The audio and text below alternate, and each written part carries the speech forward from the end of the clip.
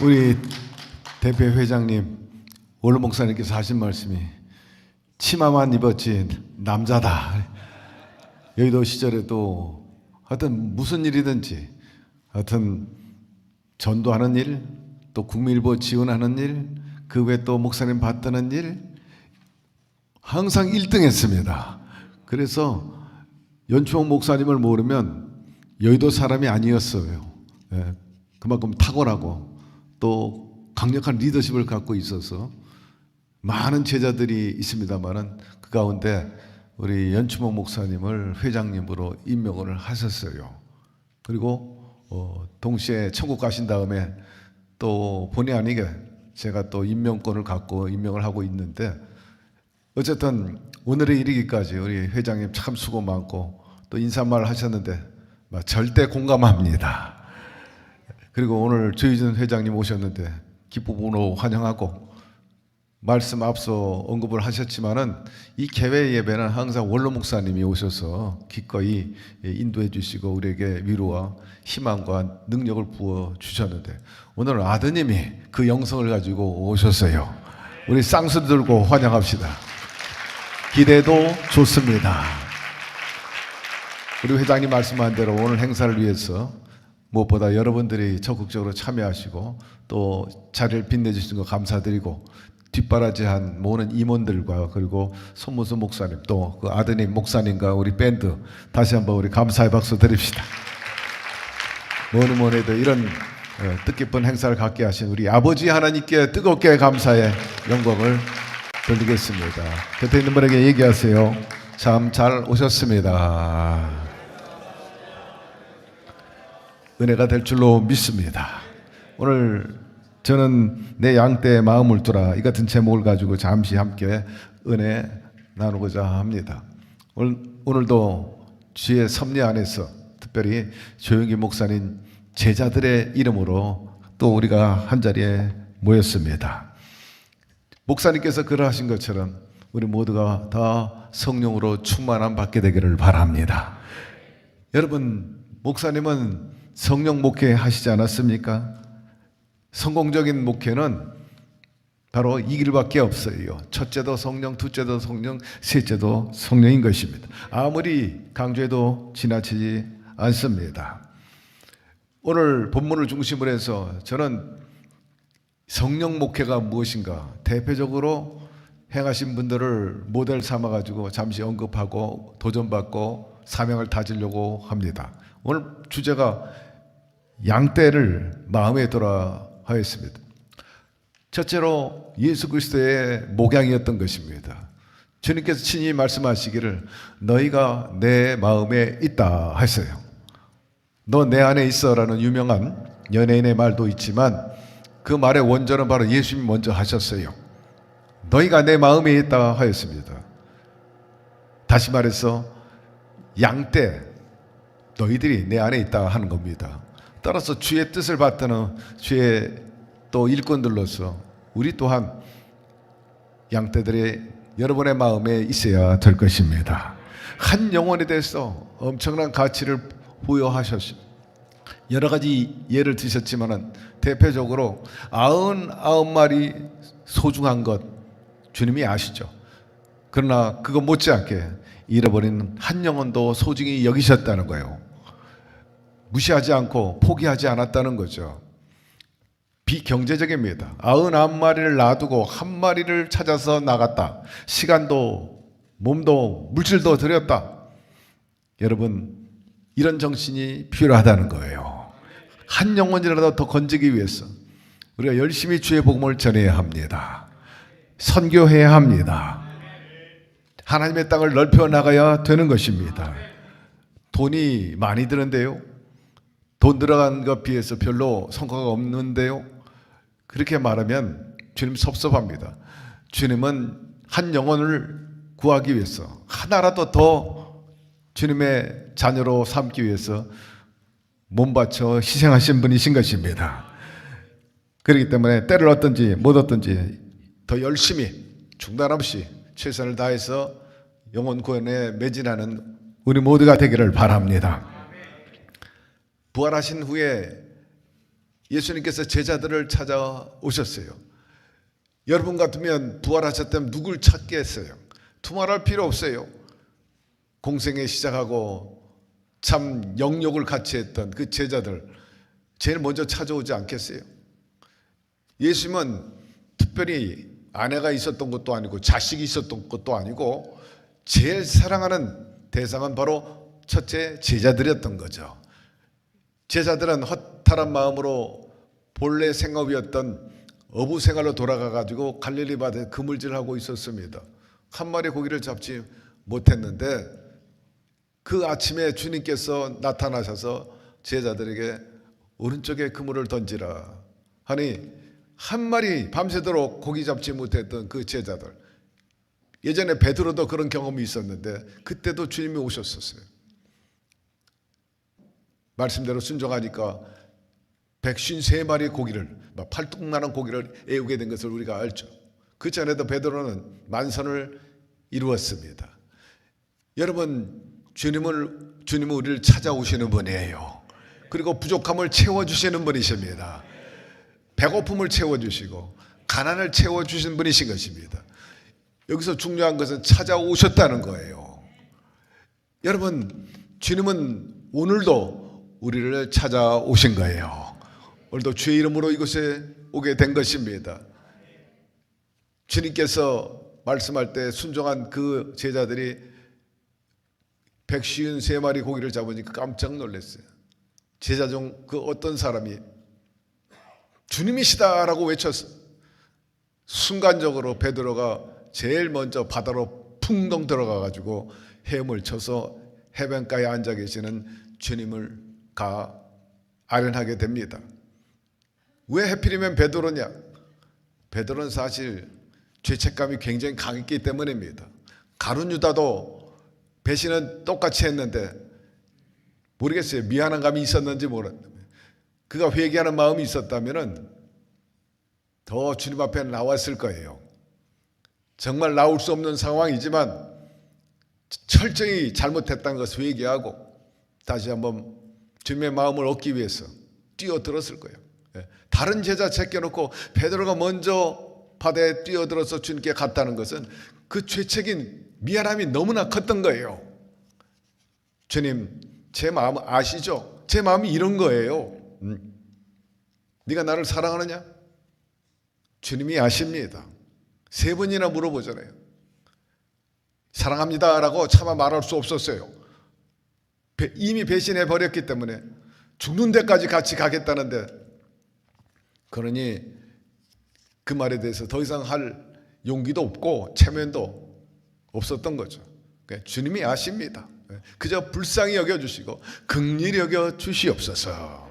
주님께서 자비를 베푸시고 용납하십니다. 오늘날 저와 여러분을 향해서도 마찬가지예요. 우리가 얼마나 흠이 많고 뭐가 많고 또 깎이지 않은 부분들이 많이 있습니까? 그럼에도 불구하고 불쌍히 여기시고 우리를 품어주시고 한 배에 같이 목양을 해 나가시는 것입니다.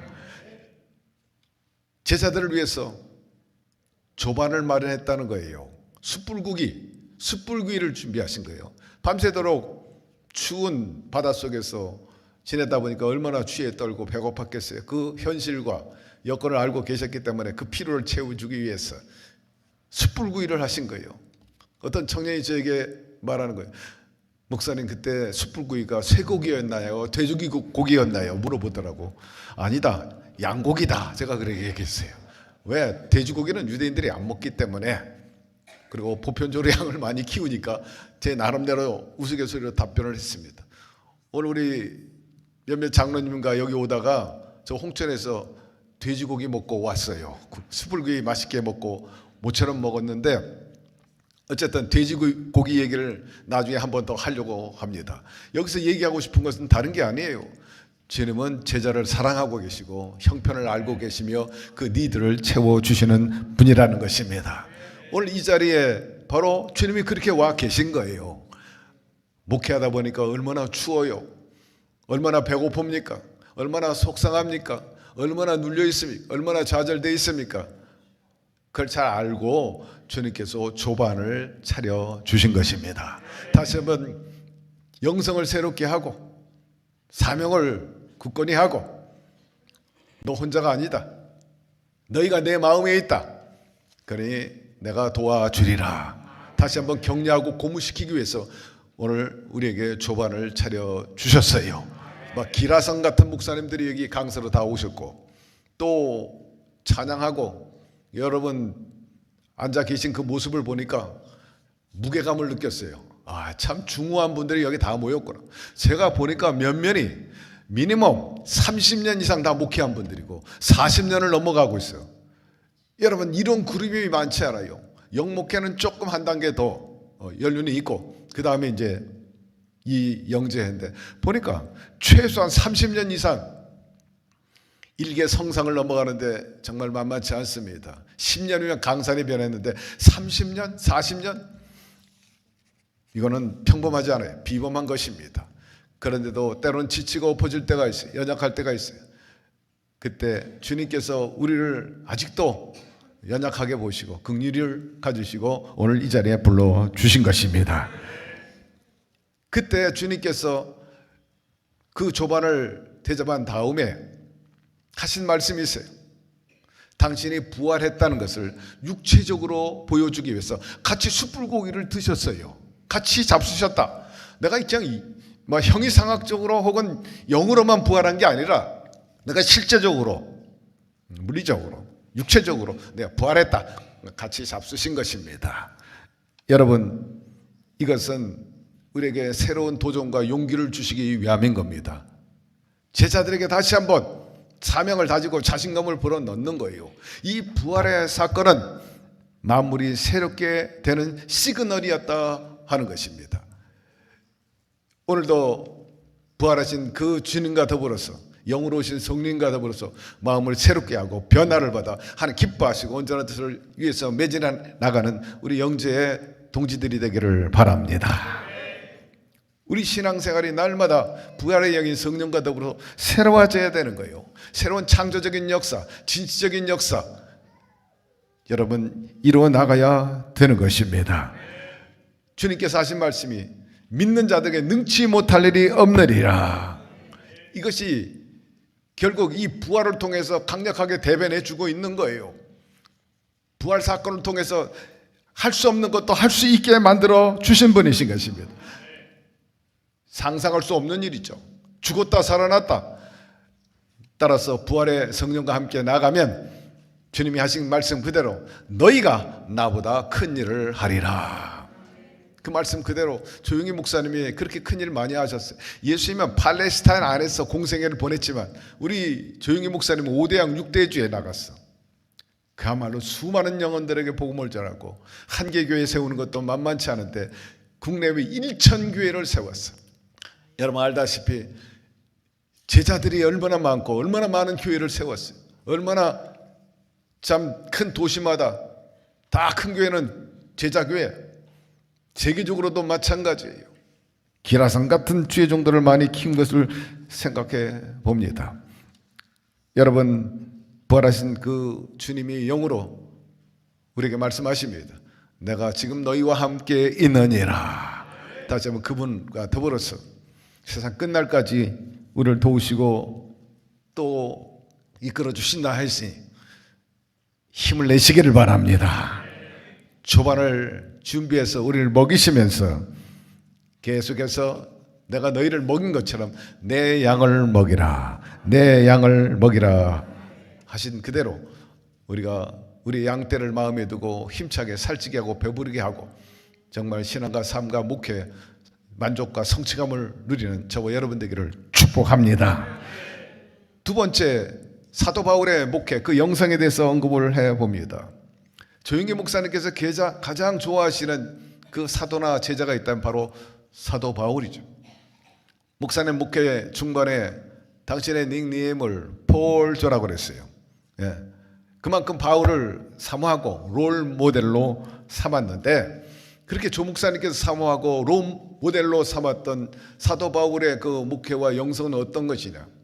말씀해 보면 사도행전 20장 17절에 바울이 그들에게 말하되 아시아에 들어온 첫날부터 지금까지 내가 항상 여러분 가운데서 어떻게 행하였는지 여러분도 아는 바입니다.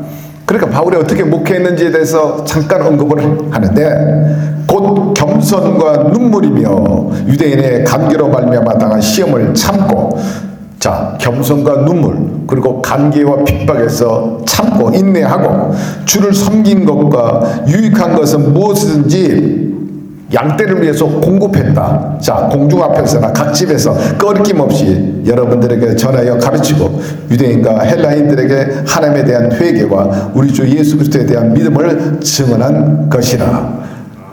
그리고 내 이 사명 받았는데 달려갈 길을 끝까지 달려가서 하나님께 영광을 돌리고 의의 면류관을 받겠다 하는 대목이 여기서 나옵니다.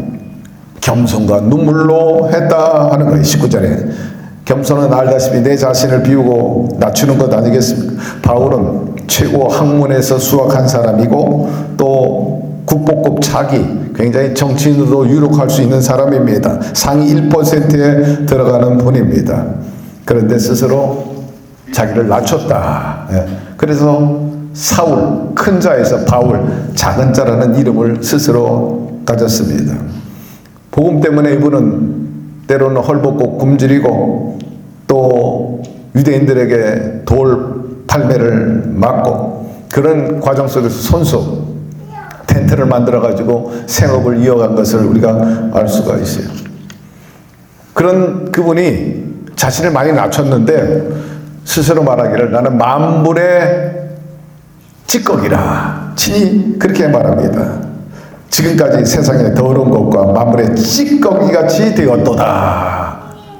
정말 형편없이 형편없이 망가졌다는 거예요. 바울이 사실은 이런 분이 아니지 않습니까?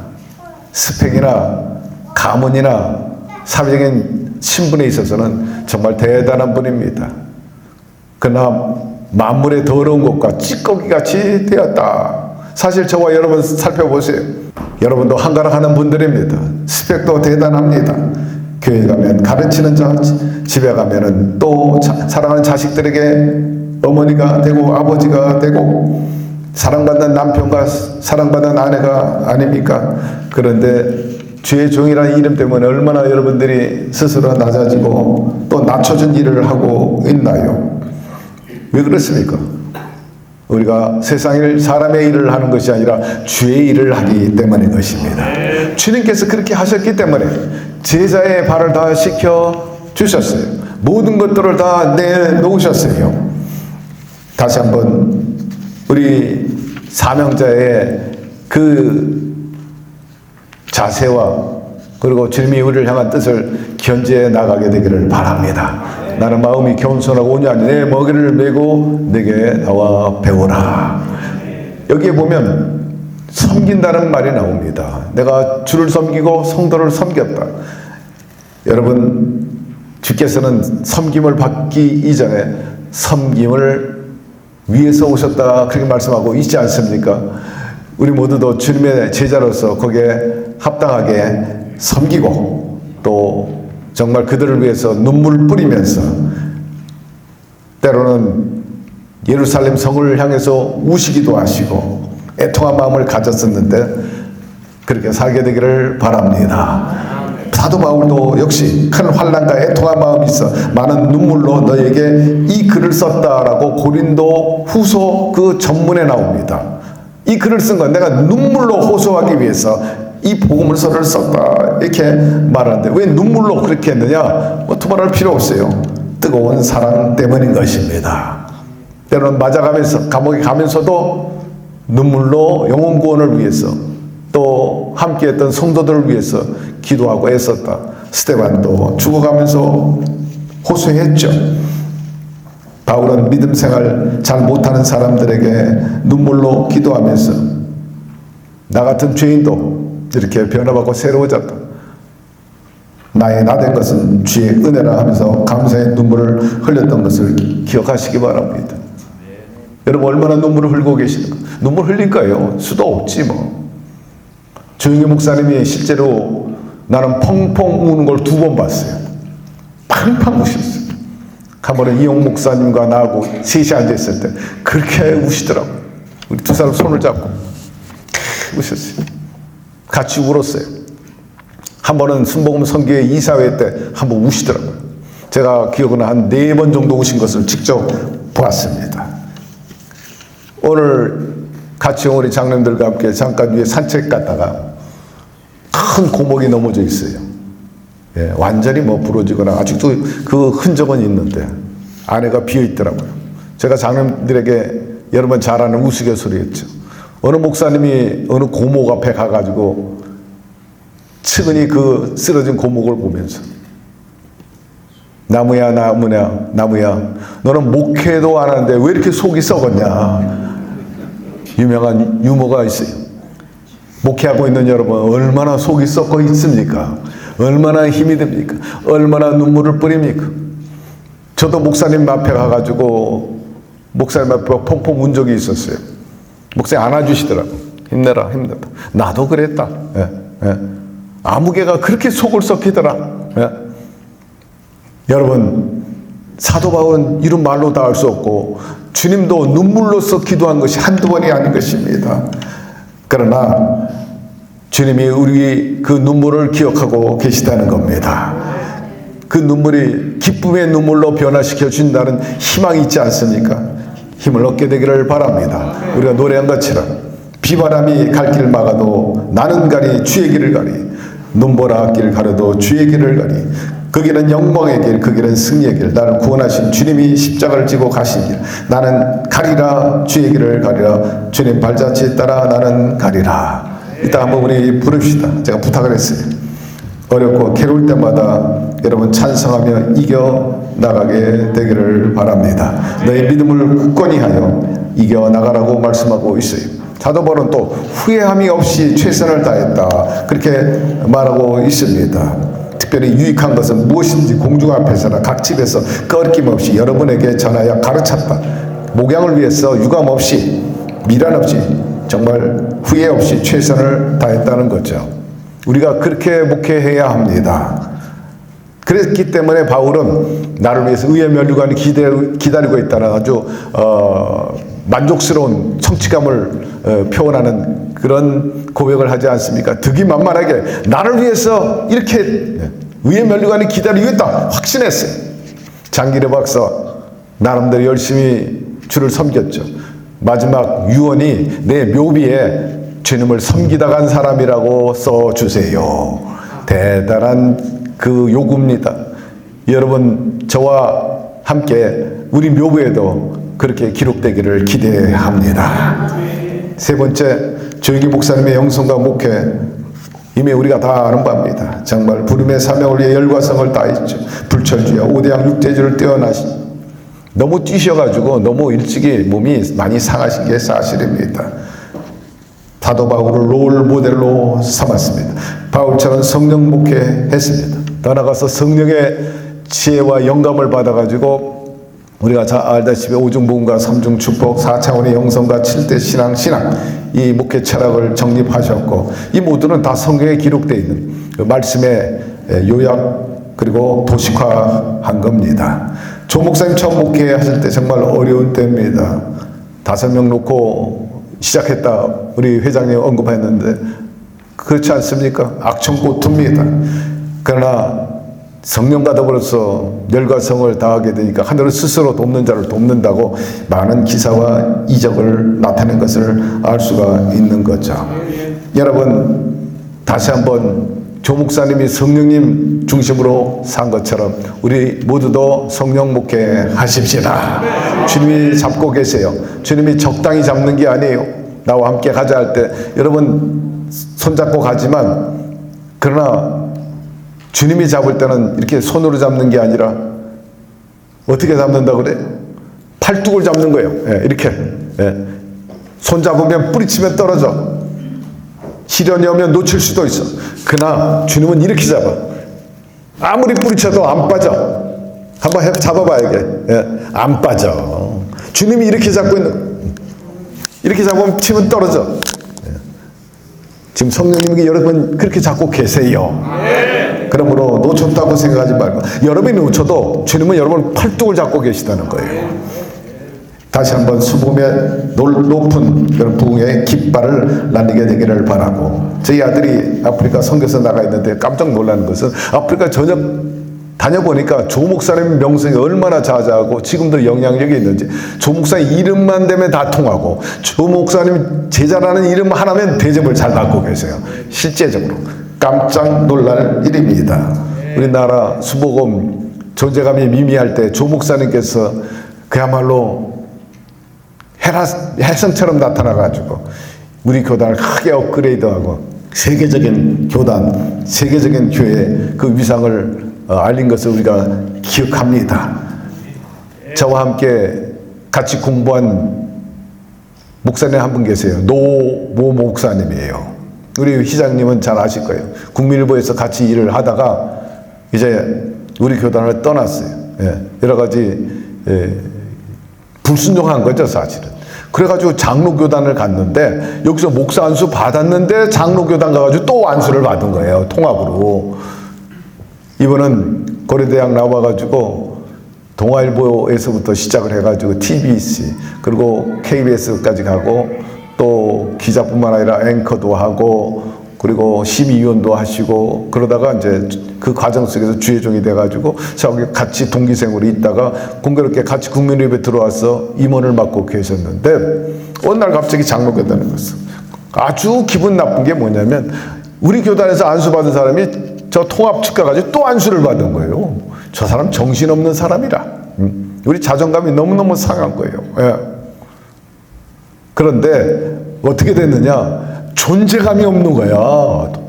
존재감이. 어느 날 우연히 저를 만났어요. 김경문 목사님이 부럽습니다. 그때 조윤기 목사님 말씀대로 저 유럽 선교사로 나가야 되는데 내가 잘난 맛에 그 불순종하고 뛰쳐나갔는데 이 모양 이 꼴이 되었습니다. 나보다 한 6살 정도 많은 사람이었는데, 여러분 순복음이 강한 교단입니다. 여러분 자랑스럽게 여기시고 자부심을 갖게 되기를 바랍니다. 사실 교단의 문제가 아니라 자기 하기 나름인 거죠. 우리가 어떻게 목회해야 합니까? 인격적으로 목회해야 합니다. 은혜를 알아야 합니다. 배은망덕하면 안 되는 것입니다. 우리 모두가 조 목사님 은혜 잊지 말게 되기를 바라고, 그 그늘 아래서 우리가 다 그 명성에서 우리가 이만큼 목회를 하고 있는데 받은 바 은혜, 조 목사님 이름에 정말 해가 되지 않도록 우리가 열심히 목회하고 또 상급받는 저와 여러분 되기를 주의 이름으로 축원합니다. 조 목사님 목회 철학 설교 우리가 자주 들어야 됩니다.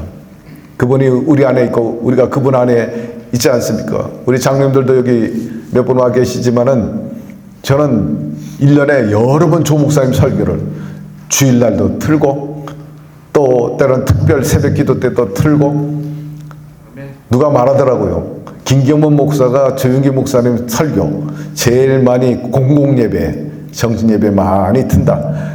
이번 추수감사 때도 첫날 조 목사님 걸 틀었는데 저하고 또 여의도에서 심하고 있는 어떤 분을 불렀어요. 설교가 게임이 안 돼. 게임이 안 돼. 내가 봐도 이거면 하늘과 땅 차이야. 조 목사님 설교가 비교할 수 없어. 깊이와 폭, 그리고 의미와 우리에게 주시는 도전, 깨달음, 방향제시 뭐 상대가 안 돼요. 그런 스승님 두신 것 감사하고, 여러분 자꾸 반복하고 들어야 잊혀지지 않지. 안 들으면 잊혀지는 거예요. 우리가 다시 한번 주 예수 그리스도 은혜 안에서 조용히 목사님 이름으로 모였다는 것은 벌써 그분의 강점을 다시 한번 우리가 회상하고 내 것으로 삼자는데 그런 시간이 되기를 바랍니다. 시간이 나한테 20분만 하라 그래가지고 지금 시간이 많이 간 것 같은데 마무리합니다. 내게 복 주실 분은 오직 바로 예수 그리스도 한 분뿐인 것입니다. 사실 주님 한 분만이면 충분합니다. 아무쪼록 여러분 목회하는 동안에 조윤기 목사님처럼 또 우리가 그분의 제자답게 역사를 만들고 전설이 되는 정말 양떼를 살찌게 하고 배부르게 하는 성공적인 목회자, 우리 영지에 소속한 우리 동지, 동료 여러분 되기를 주의 이름으로 축복합니다.